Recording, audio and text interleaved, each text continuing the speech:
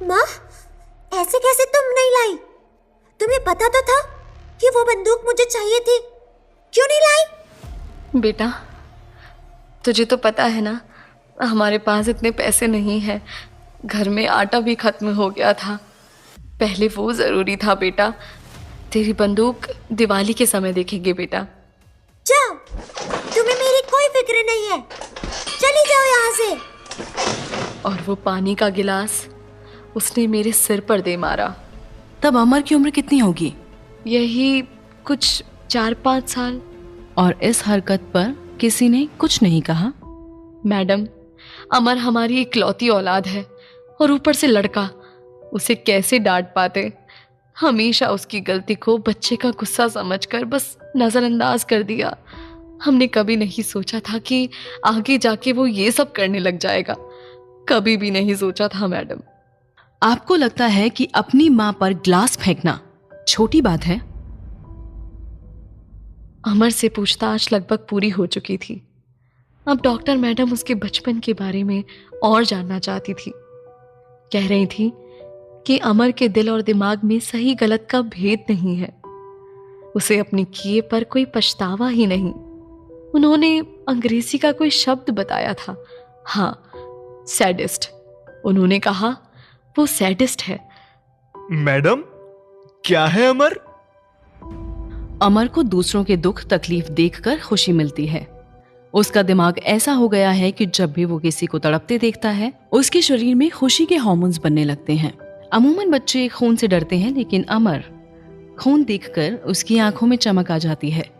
वो ये सब जानबूझकर नहीं कर रहा है, लेकिन उसका अपने दिमाग पर, अपने हार्मोन्स पर कोई काबू नहीं है।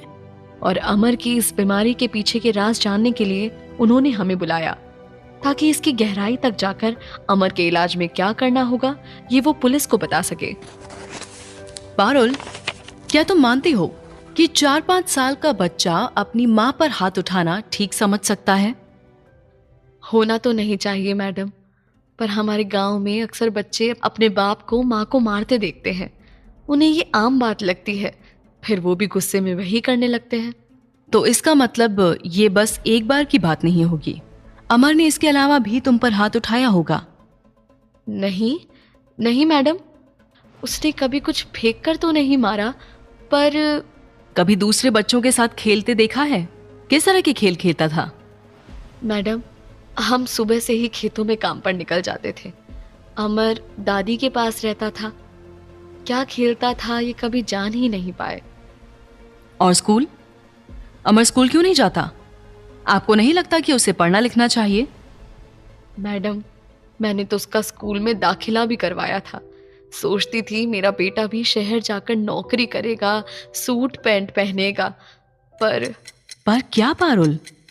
लेकिन जब वो गुड़िया वाली बात हुई, इसके पापा ने इसका स्कूल छुड़वा दिया। डर था कि कहीं ये और बच्चों को कोई। क्या गुड़िया की पहले भी इसने किसी को ऐसे मारा था? अमर ने किसी पिल्ले और बिल्ली को इसी तरह मारने की कोशिश की थी, ऐसा वो कहता है। क्या इसके अलावा भी तुमने इसे किसी को कुचलते देखा है? मैडम, बचपन में अमर बहुत शांत था। 3 साल तक तो वो रोता भी बहुत कम था। ना कोई जिद करता था, ना कहीं जाता था। उसके बाद भी ये बच्चों के साथ अच्छे से खेलता था, कोई शिकायत नहीं आई। हाँ, चींटियों को मारता था, पर हर बच्चा ये करता है। लेकिन एक दिन मैंने चूल्हे के पास उसे चींटों को एक पत्थर से कुचलते देखा था। उस दिन भी उसकी हंसी बिल्कुल वैसी ही थी जैसी उस बिल्ली, पिल्ले या लड़कियों को मारने के समय होती थी। डॉक्टर मैडम मेरी बातें ध्यान से सुन रही थी और अपनी डायरी में कुछ कुछ लिखती जा रही थी। फिर उन्होंने बलराम को भी अंदर बुला लिया। मैडम, हमारे बेटे को पागल खाने भेज दिया जाएगा क्या? हमारा बेटा पागल है। देखिए, अमर के दिमाग में प्रॉब्लम तो है। उसे सही गलत का कोई एहसास नहीं है और इसका जुड़ाव उसके बचपन से भी है। आपने बताया कि अमर बचपन से ही ज्यादा रोता नहीं था। ये किसी आम बच्चे के लक्षण नहीं है। अगर बच्चा बहुत ज्यादा चुप है तो आपको समझना चाहिए कि कुछ दिक्कत है। ये स्थिति किसी मानसिक विकृति का संकेत है। ये विकृति बढ़ती है अगर उस पर ध्यान न दिया जाए। माँ बाप और बच्चे के आसपास के लोग ही इसकी जिम्मेदारी उठाते हैं, पर अक्सर लोगों का ध्यान सिर्फ अच्छे खाने, कपड़े और पढ़ाई पर होता है। बच्चे की मानसिक शांति भी आपकी जिम्मेदारी है, इसका एहसास बहुत कम लोग करते हैं। अमर को ताकतवर होना पसंद आने लगा था। उसे किसी को चुप कराने में मजा आता था, क्योंकि छोटे बच्चों के बीच उसके ताकतवर दिखने से उसे एक अलग एहसास हुआ। यह एहसास धीरे धीरे उसकी पहचान बन गया, पर उसे उस ताकत को बरकरार रखने का तरीका नहीं आया। उसे धीरे धीरे शायद ये भी समझ आ गया था कि वो अपने से ज्यादा ताकतवर से नहीं लड़ सकता। इसीलिए उसने सिर्फ अपने से छोटे या कमजोर जीव की हत्या की, और उसने कभी भी किसी बड़े के सामने कोई हमला नहीं किया। फिर जब आप दोनों ने उसके हर गुनाह को छुपा लिया तो उसे और शय मिल गई। उसे लगा कि अब उसकी ताकत और बढ़ती जा रही है, इसीलिए उसने घर के बाहर किसी को शिकार बनाया। हम दोनों अपनी गलती की सजा सुन रहे थे। हमें पहले तो किसी ने ये सब नहीं बताया। हमारे आसपास सारे माँ बाप ऐसे ही अपने बच्चे को पालते थे। सबसे पहले बच्चे के लिए 2 वक्त की रोटी की जुगाड़ करो, और उस रोटी की जुगाड़ में ही माँ बाप का सारा दिन निकल जाता है। हमें भी ऐसे ही पाला गया था। माँ बाप तो घर ही चलाते हैं, बच्चों से बैठकर बातें करने का समय कहाँ से लाए वो। हमने भी इसी तरह अपना बचपन बिताया, और हमें तो कभी ऐसा कुछ महसूस नहीं हुआ। हम तो सड़कों पर जानवर और बच्चे मारने नहीं निकले, ना ही किसी और के बच्चे निकले। शीला का बेटा तो आज भी स्कूल जा रहा है, और वो भी तो उतना ध्यान नहीं देती। फिर मेरे बच्चे के साथ ही ऐसा क्यों हुआ?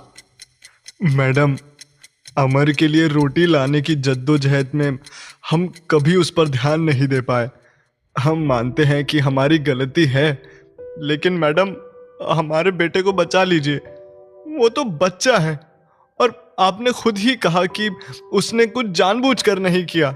उसके दिमाग ने उससे ये सब करवाया है। वो मजबूर था मैडम। देखिए, मैं समझती हूँ आप दोनों पर क्या बीत रही होगी, और ये सच है कि अमर नहीं समझता उसने कितना बड़ा अपराध किया है। वो आज भी सिर्फ हंसता रहता है। उसे तो ये भी एहसास नहीं है कि मौत क्या होती है। लेकिन एक सच ये भी है कि उसने कत्ल किए हैं, उसकी वजह से जाने गई हैं, और इसके लिए अगर उसे सजा नहीं हुई तो ये न सिर्फ समाज के लिए बल्कि उसके भविष्य के लिए भी एकदम गलत होगा।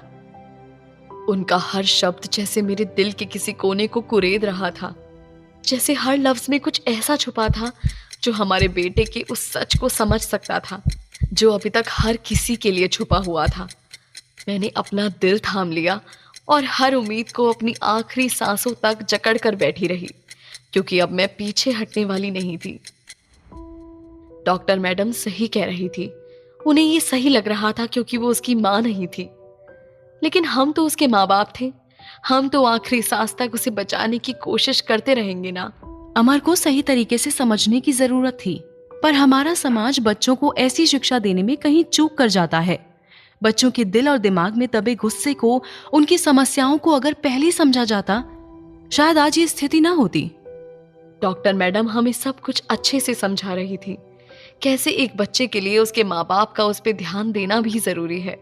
अमर के लिए रोटी ला देना ही या उसे स्कूल में दाखिला दिलवा देना ही सब कुछ नहीं था। जब वो रोता नहीं था तो उससे पूछना कि क्या उसे बुरा नहीं लगता, या जब वो गुस्सा करता था तब उसे सही तरीके से समझाना भी उतना ही जरूरी था। डॉक्टर मैडम की हर बात हम ध्यान से सुन रहे थे और समझ भी रहे थे, लेकिन हमारे मन में सिर्फ एक सवाल था। इससे पहले कि मैं वो सवाल उठा पाती, बलराम बोल उठे। अमर पागल खाने जाएगा क्या मैडम?